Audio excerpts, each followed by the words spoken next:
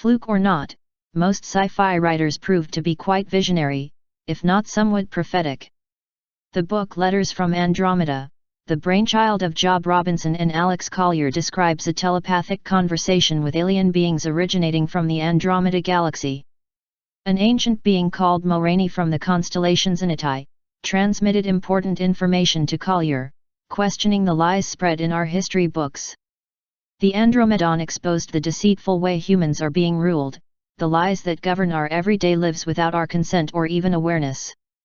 We are being told nothing about the real concerns of real life, much less about what is actually happening in our solar system. Mulroney's biggest revelation pertained to mankind's true history and a secret base on the Moon. Earth's satellite carried a vital role in our genesis, but far from any way we have been taught so. The Moon was brought from the constellation Ursa Minor 432 light-years from Earth to serve as a transport ship for reptilians, human-reptilian hybrids, and the first generation of human ancestors to descend on Earth.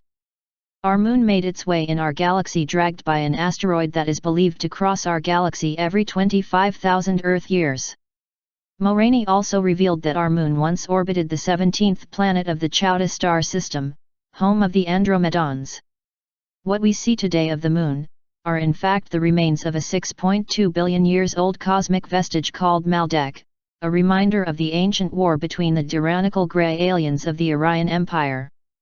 According to the information passed on to Collier by the Andromedan, we are here because we were brought here by an ancient extraterrestrial civilization surpassing our Sun in age. To sustain this daring theory, we need to address speculation.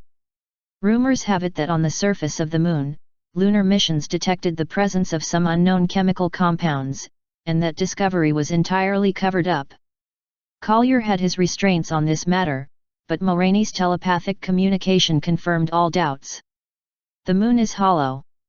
It contains huge underground facilities built by E.T.S. and later humans from Earth.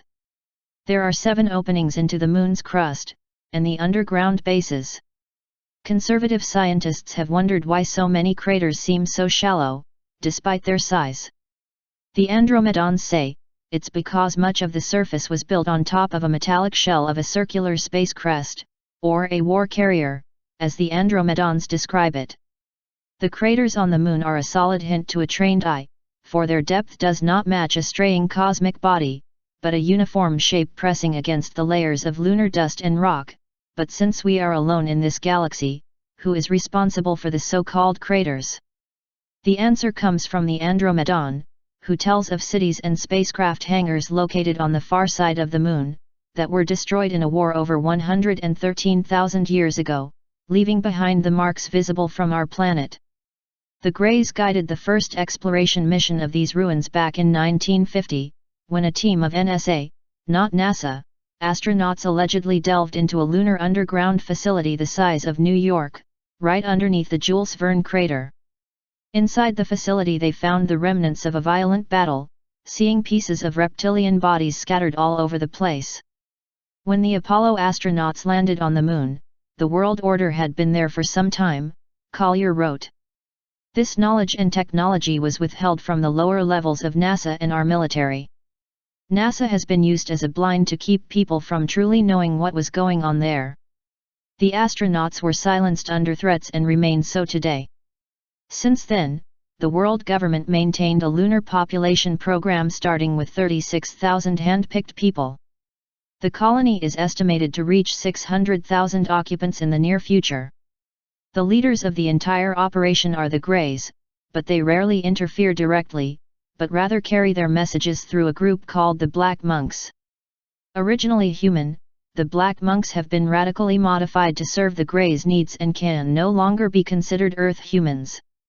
The step below in the hierarchy are a group called the Blue Moon, who serve the Black Monks, comprised of American, British, Russian and French representatives. These groups operate and control the Moon bases, and under their command are 2 organizations, Alpha 1 and Alpha 2.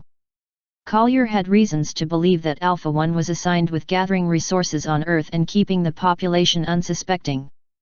The Andromedan Mulroney told Collier that Alpha 2 is actually MJ-12, the infamous organization tasked with recovering and investigating alien craft.